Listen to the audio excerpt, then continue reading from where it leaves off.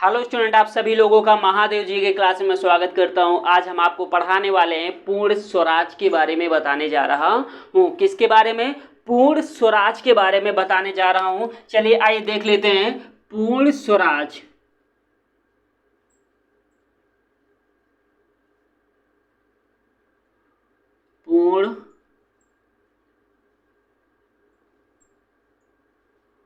पूर्ण स्वराज की बात करने हम जा रहे हैं। ठीक है, थोड़ा सा आइए इस पे हम लोग जिक्र कर लेते हैं कि पूर्ण स्वराज की मांग की जरूरत क्यों पड़ी। देखिए, गांधी जी जो थे वो 6 वर्ष के बाद कांग्रेस में पुनः वापस आ गए।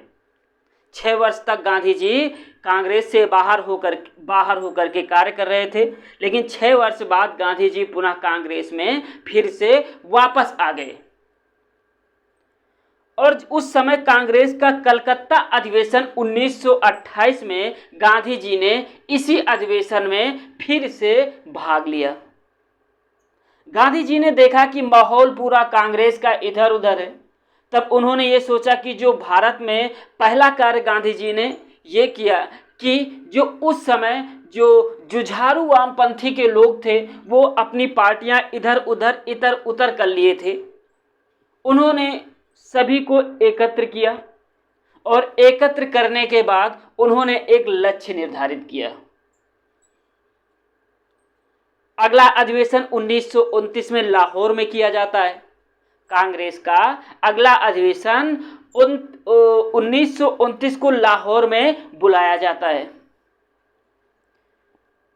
कांग्रेस के इस अधिवेशन में अध्यक्षता करने के लिए गांधी जी को चुना जाता है, लेकिन गांधी जी ने अध्यक्षता करने से मना कर देते हैं और गांधी जी अपने स्थान पर अध्यक्षता करने के लिए जवाहरलाल नेहरू को नियुक्ति करते हैं।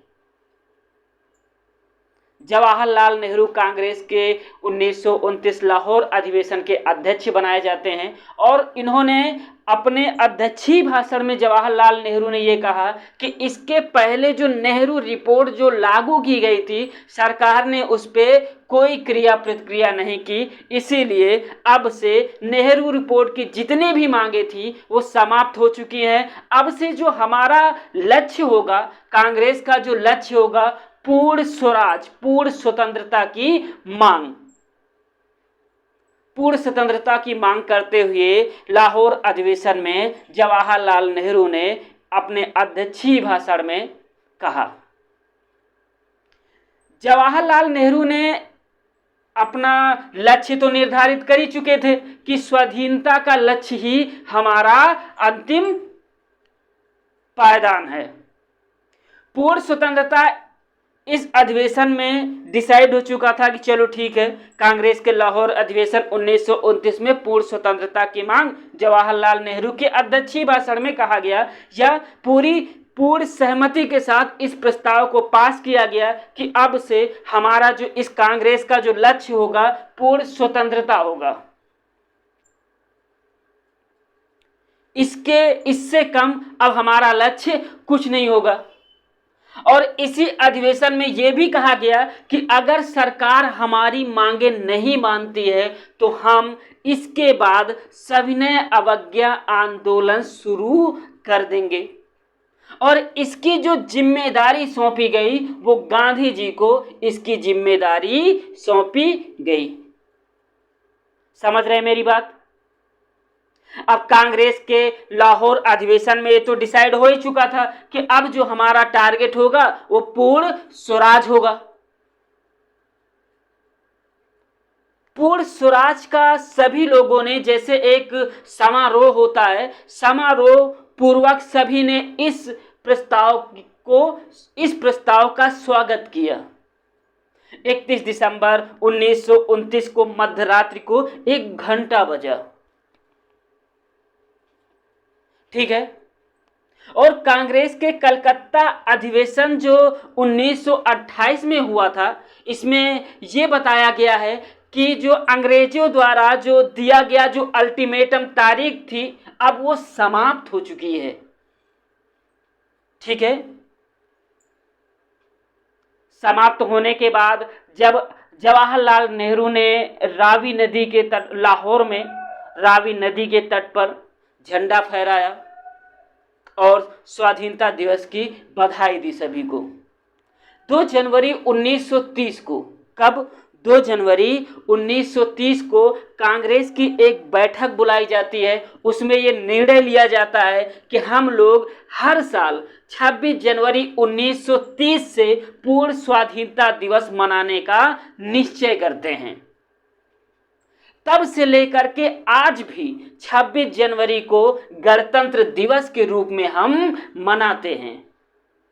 तभी से, कब से? 1930 से। ठीक है। और आगे की जिम्मेदारी, जो राष्ट्रीय आंदोलन की जो आगे जिम्मेदारी थी, उसको गांधी जी को सौंपा गया। गांधी जी ने बड़ी बखूबी से अपने नेतृत्व का पालन किया। ठीक है, समझ गए? चलिए आइए थोड़ा सा पूर्ण स्वराज में हम नोट कर लेते हैं। ठीक है, पूर्ण स्वराज कब की घटना है? सन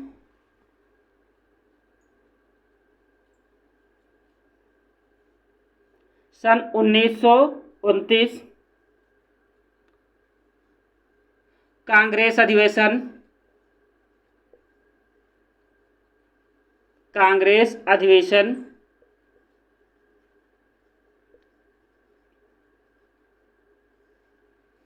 कहाँ हुआ था?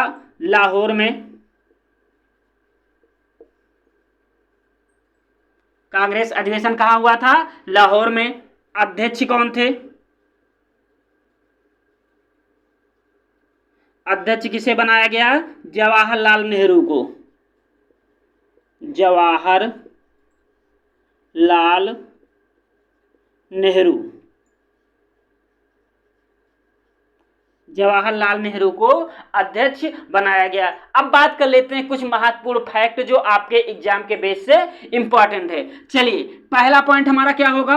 पहला पॉइंट हमारा ये होगा कि गांधी जी 6 वर्ष के बाद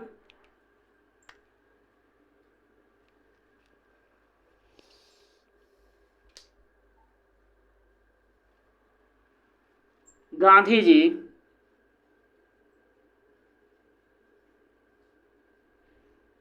जी 6 वर्ष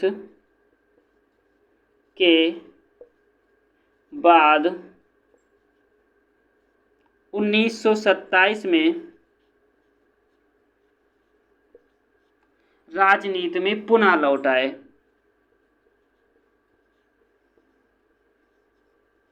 राजनीति में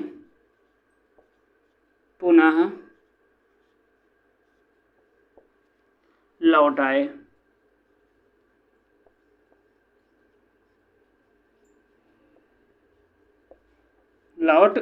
ठीक है, दूसरा पॉइंट हम लिख लेंगे। दूसरा पॉइंट क्या है? कांग्रेस के लाहौर अधिवेशन में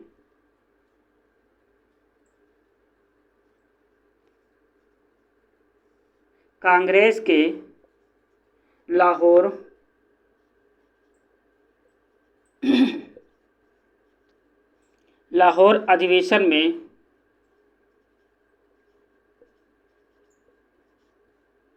कांग्रेस के लाहौर अधिवेशन की अध्यक्षता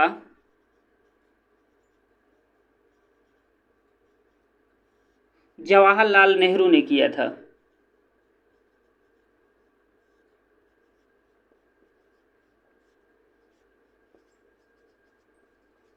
जवाहरलाल नेहरू ने किया था। ठीक है, आइए बात करेंगे अगला पॉइंट क्या है। कांग्रेस के लाहौर अधिवेशन कांग्रेस के लाहौर अधिवेशन कांग्रेस के लाहौर अधिवेशन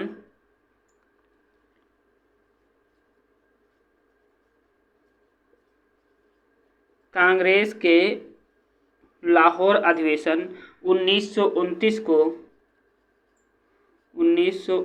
को पूर्ण स्वराज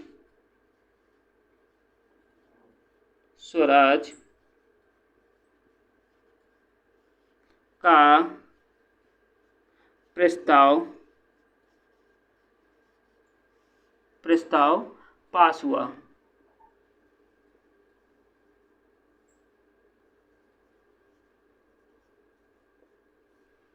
ये भी आपके एग्जाम के बेस से इंपॉर्टेंट है। चलिए आइए कुछ पॉइंट और लिख लीजिए। अगला पॉइंट क्या है? 31 दिसंबर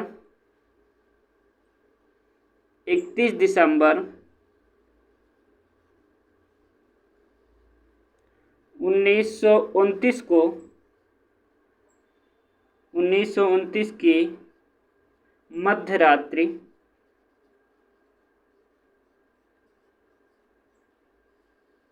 मध्यरात्रि को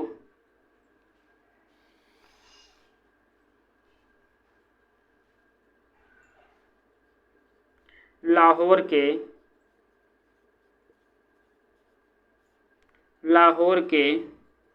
रावी नदी के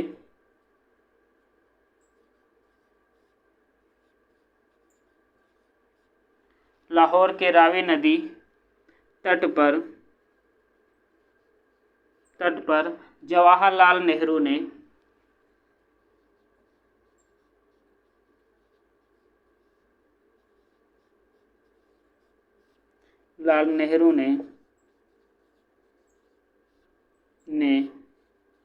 तिरंगा फहराया।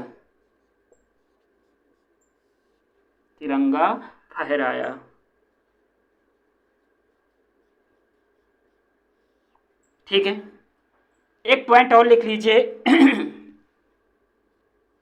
26 जनवरी 1930 को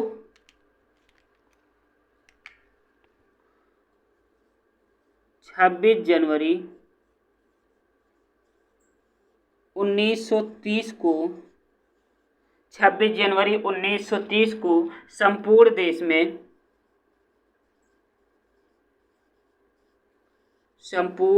में ठीक है स्वतंत्रता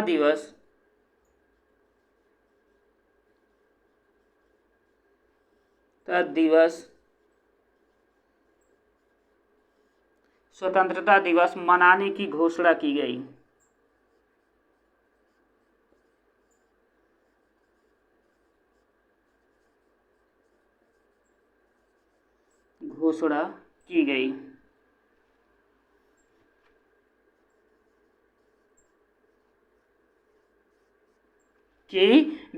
चलिए आइए एक पॉइंट और लिख लीजिए। भारतीय राष्ट्रीय आंदोलन का नेतृत्व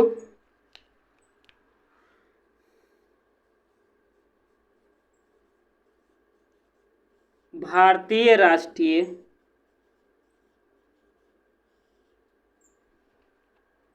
आंदोलन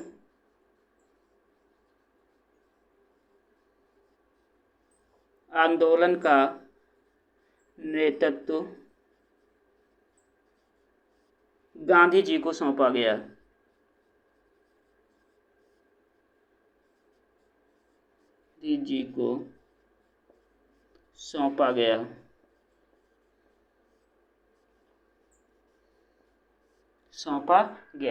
ठीक है, पूर्ण स्वराज में आपके एग्जाम के बेस से इतने पॉइंट इंपॉर्टेंट है। अब हम बात करेंगे कि आपके एग्जाम में इसमें किस तरीके से क्वेश्चन पूछे जाएंगे, तो इसके बारे में हम जिक्र करने जा रहे हैं। चलिए आइए, पहला क्वेश्चन आपके एग्जाम में ये पूछा जाएगा कि पूर्ण स्वराज का प्रस्ताव कांग्रेस के किस अधिवेशन में पास हुआ था। क्या पूछा जाएगा? पूर्ण स्वराज का जो प्रस्ताव है वो कांग्रेस के किस अधिवेशन में पास हुआ था। तो कांग्रेस के लाहौर अधिवेशन में पूर्ण स्वराज की मांग का प्रस्ताव जो है वो पास हुआ है। पहला क्वेश्चन बनेगा। दूसरा क्वेश्चन ये बनेगा कि पूर्ण स्वराज का प्रस्ताव लाहौर अधिवेशन की अध्यक्षता किसने किया था। दूसरा क्वेश्चन आपके एग्जाम के बेस ये बनेगा कि जो पूर्ण स्वराज का जो प्रस्ताव है लाहौर में जिसे पास किया गया था उसकी अध्यक्षता किसने किया था। तो उसकी अध्यक्षता जवाहरलाल नेहरू ने किया था। अगला क्वेश्चन पूछा जाएगा आपके एग्जाम से कि 26 जनवरी 1930 को संपूर्ण देश में स्वतंत्रता दिवस क्यों मनाया जाता है? तो ये घटना उसी समय की है, कब की? जब पूर्ण स्वराज की बात हुई थी लाहौर में कांग्रेस के अधिवेशन में, जिसकी अध्यक्षता जवाहरलाल नेहरू ने किया था। ठीक है, उसी समय से 26 जनवरी 1930 को प्रतिवर्ष हम लोग स्वतंत्रता दिवस के रूप में मनाते हैं। हो गया ये इतना चीज, ठीक है। अब आगे की जिम्मेदारी किसे सौंपी गई थी? आगे की जिम्मेदारी जो है वो गांधी जी को सौंपी गई थी। गांधी जी ने ये कहा कि अगर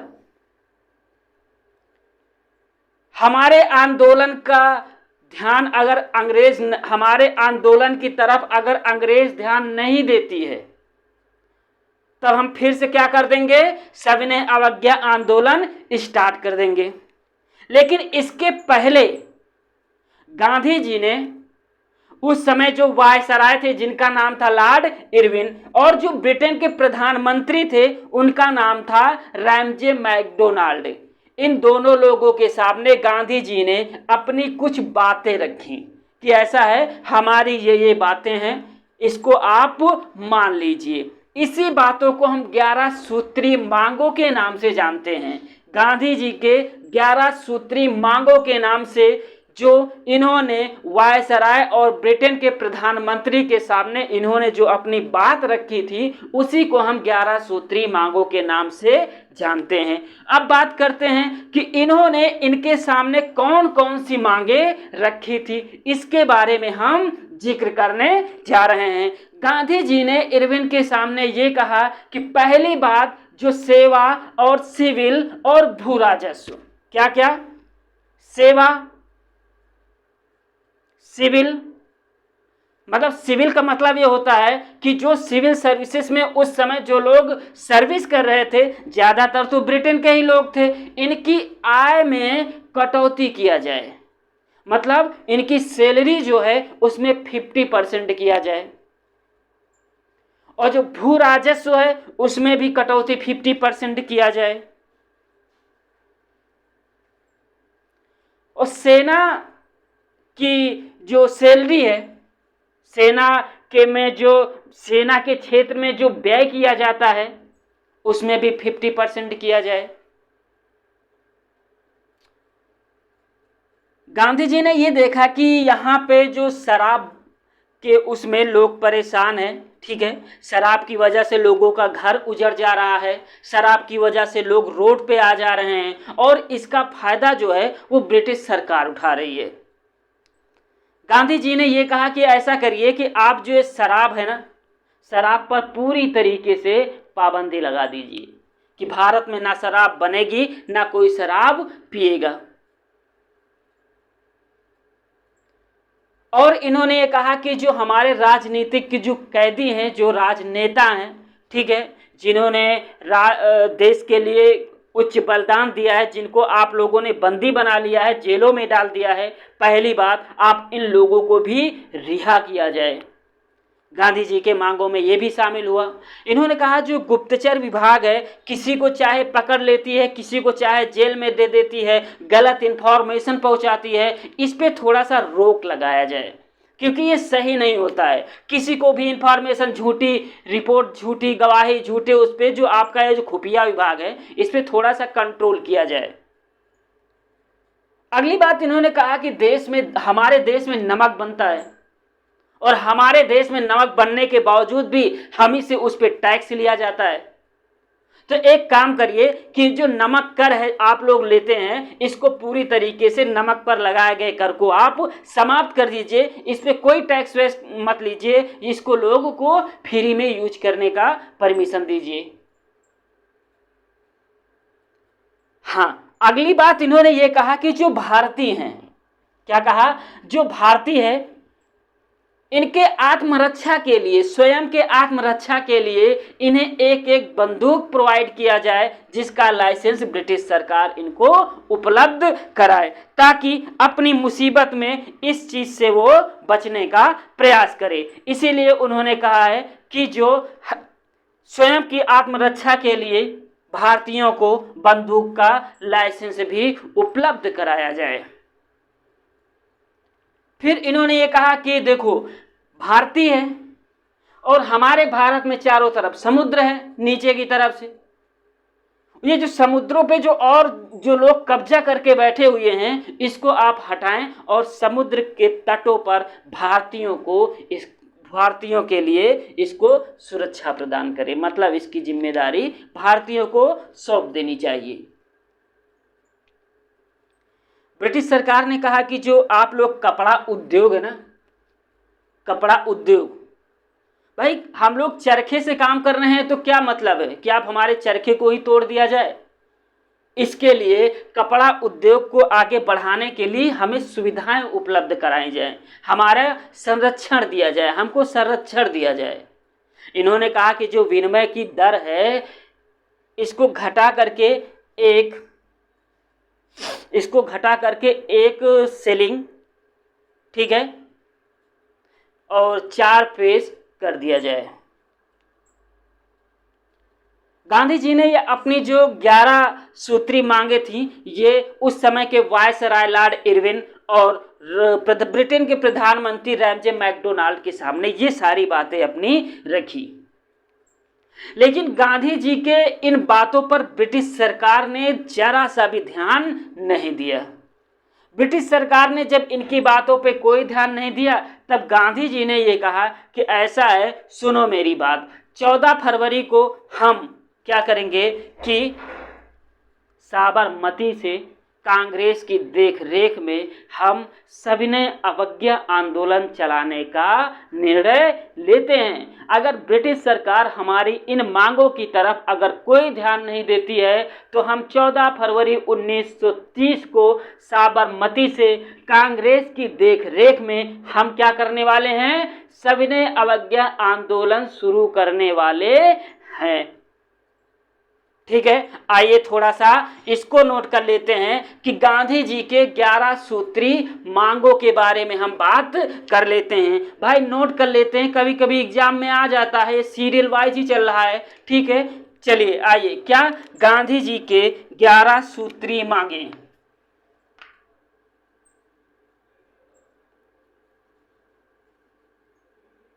गांधी जी के 11 सूत्री मांगे। ठीक भाई, कि गांधी जी ने कौन कौन से 11 मांगे ब्रिटेन सरकार के सामने रखी थी। ठीक है, अच्छा बात कर लेते हैं कि ये मांगे कब रखी गई हैं। तो इसके बारे में भी क्वेश्चन पूछा जाता है कि भाई ये मांगे कब रखी गई हैं, तो इसके बारे में भी हम बात करेंगे। ठीक है, चलिए, वायसराय कौन था,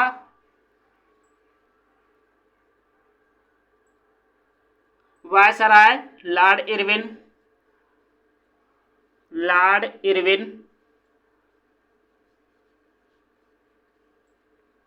ठीक है, वायसराय कौन था, लॉर्ड इरविन था। ये बात भी हो गई। ब्रिटिश प्रधानमंत्री कौन था,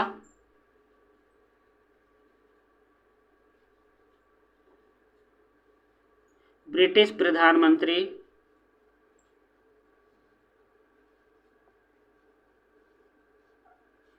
कौन था,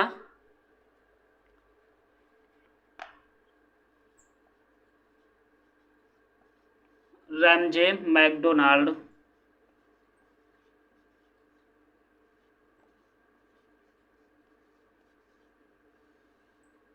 ठीक है, अब हम बात कर लेते हैं कि मांगे कौन कौन सी थी, इसके बारे में हम जिक्र करेंगे। पहली बात क्या थी, सेना के व्यय में। चलिए, पहला पॉइंट क्या है, सेना के व्यय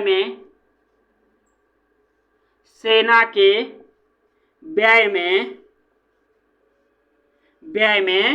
50% कटौती कर दो भाई। ठीक है,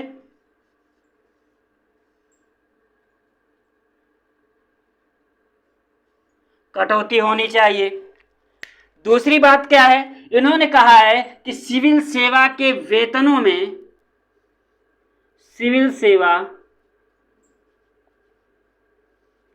सिविल सेवा के वेतनों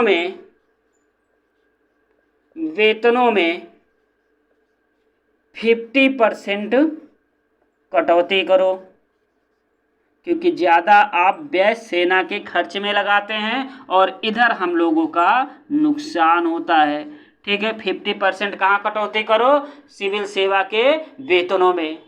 अगला पॉइंट इन्होंने ये रखा है कि भू राजस्व में, तीसरा पॉइंट क्या कहा कि भैया जो आप भू राजस्व वसूलते हैं, ठीक, इसमें भी 50% का कटौती करो। तीसरा पॉइंट क्या है? भू राजस्व में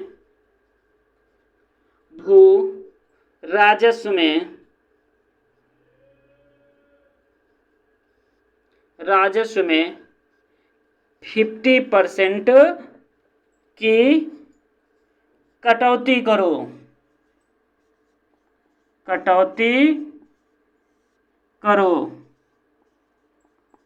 ठीक है, ये भी पॉइंट आपके, हाँ, इसे याद रखना कि गांधी जी के 11 सूत्री मांगे कौन कौन सी थी, बात हम इसकी कर रहे हैं। अगला पॉइंट क्या है? इन्होंने कहा कि भारत में शराब की वजह से लोगों का घर उजड़ रहा है, तो एक काम करिए, आप पूर्ण स्वराज बंदी लागू कर दीजिए। पूर्ण शराब बंदी, पूरी तरीके से भारत में शराब को बंद कर देना चाहिए, तो पूर्ण शराब बंदी हो गई। अगला पॉइंट गांधी जी ने ये रखा कि जो आपने हमारे राजनीतिज्ञों को बंदी बना रखा है उनको आप छोड़ दीजिए। पांचवा पॉइंट क्या है?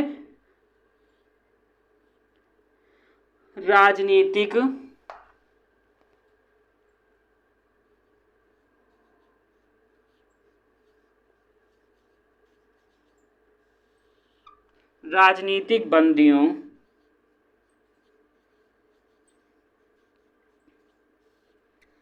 की रिहाई करो पहले। ठीक है, जो आपने पकड़ के जेलों में बंद रखा है आप उनकी रिहाई करिए। अगला पॉइंट इन्होंने ये कहा गांधी जी ने कि जो आपकी ये खुफिया विभाग है ना, बेवकूफ़ों की तरह जो काम कर रही है, इस पे आप थोड़ा सा पाबंदी लगाइए। जिसको चाहे उसी को झूठे केस में फंसा करके जेलों में डलवा देती है। तब इन्होंने क्या कहा कि सबसे पहले आप जो है खुफिया विभाग में सुधार करिए। खुफिया विभाग, गुप्तचर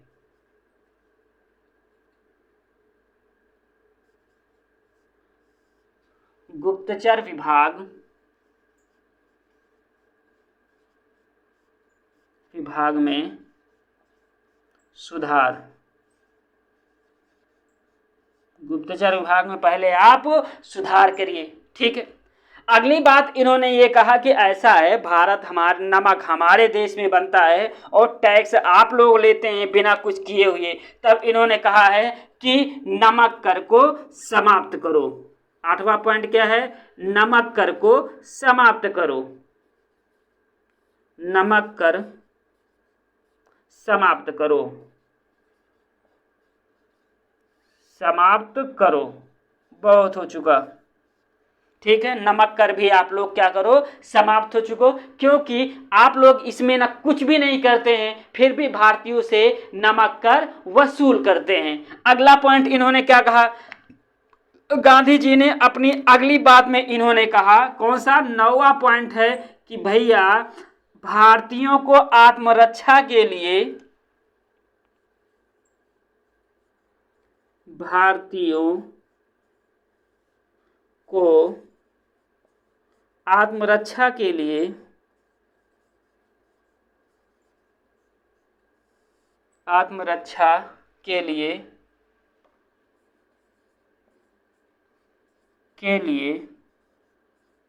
बंदूक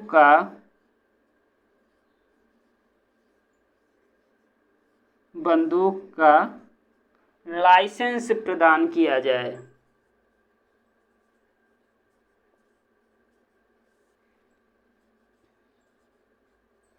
लाइसेंस प्रदान किया जाए। समझ गए आप लोग? अगला पॉइंट इन्होंने ये कहा कि जो भारत में हमारे जो कपड़ा उद्योग है इनका जो लगातार आप लोग शोषण कर रहे हैं, तो कपड़ा उद्योग को का भी आप लोग क्या करिए, थोड़ा सा संरक्षण प्रदान करिए ताकि हमारे भी कपड़े बाजारों में बिके। ठीक है, तो कपड़ा उद्योग को संरक्षण प्रदान करें। ठीक है, 10वां पॉइंट है। 1 2 3 4 5 6, छठवां कहाँ चला गया? 5 के बाद 6, फिर 7, फिर 8, अब 9वां पॉइंट क्या है भाई? कपड़ा उद्योग को संरक्षण प्रदान करो।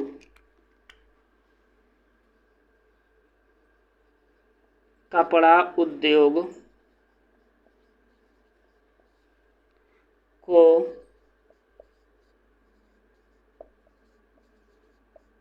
संरक्षण प्रदान करो।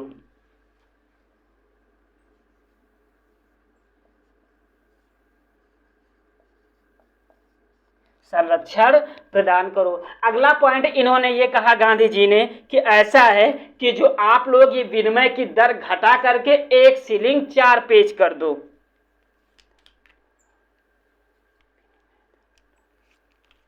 दसवां, विनिमय दर घटाकर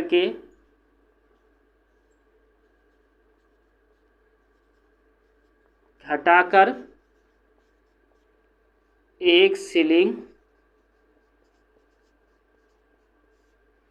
4 पेज कर दो।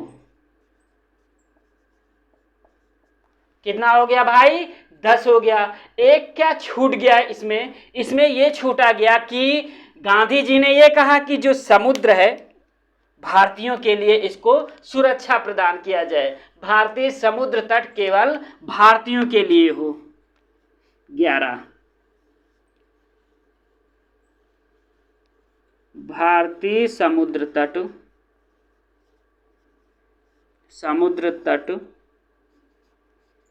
केवल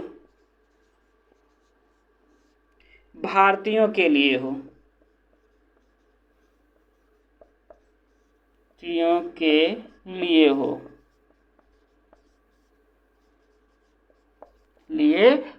हो गया भैया? ठीक है। चलिए अब हम बात करते हैं कि गांधी जी के 11 सूत्री मांगों में आपके एग्जाम के बेस से इंपॉर्टेंट क्या है और इसमें आपके एग्जाम में क्वेश्चन कैसे बनेंगे, हम इसके बारे में बात करने जा रहे हैं। चलिए आइए, पहला पॉइंट आपके एग्जाम के बेस से ये इंपॉर्टेंट है कि क्या बनेगा इसमें। ठीक है, गांधी जी के 11 सूत्री मांगों में कभी कभी आपके ऑप्शन में ये दे देगा कि इसमें से गांधी जी ने कौन सी मांगे नहीं किया था। फिर क्वेश्चन बनेगा कि गांधी जी ने अपने 11 सूत्री मांगे किसके सामने रखी थी। बात ये बनेगा कि लॉर्ड इरविन के सामने भारत के वायसराय थे, प्रधानमंत्री रामजे मैकडोनाल्ड थे और 11 सूत्री ये थे, इन्हीं के सामने रखी थी। और इन्होंने ये कहा था अंततः कि अगर हमारे 11 सूत्री जो हमारी जो मांगे हैं अगर ब्रिटेन सरकार नहीं सुनती है तब हम 14 फरवरी 1930 को साबरमती के आश्रम से हम क्या करेंगे, कांग्रेस की देखरेख में सविनय अवज्ञा आंदोलन जो है उसको हम स्टार्ट कर देंगे। ये गांधी जी ने अपनी बातें रखी थी ब्रिटिश वायसराय इरविन और ब्रिटिश प्रधानमंत्री रामजे मैकडोनाल्ड के सामने। ठीक है, ये तो था आपके एग्जाम के बेस से पूर्ण स्वराज के इतने फैक्ट हैं और गांधी जी के 11 सूत्री मांगों के इतने फैक्ट हैं जो आपके एग्जाम के बेस से सारे इंपॉर्टेंट है। आप लोग पढ़ लीजिएगा, क्वेश्चन खुद बनाना सीखिए कि क्वेश्चन कहां से कैसे बनेगा, इसके बारे में आप लोग याद रखिएगा, इसे आप लोग नोट कर लीजिए। Thank you. मिलते हैं आप लोगों को इसके अगले वीडियो में एक नए वीडियो के साथ, एक नए जोश के साथ और एक नए इंपॉर्टेंट फैक्ट क्वेश्चन के साथ। Okay, thank you. Good day, bye bye.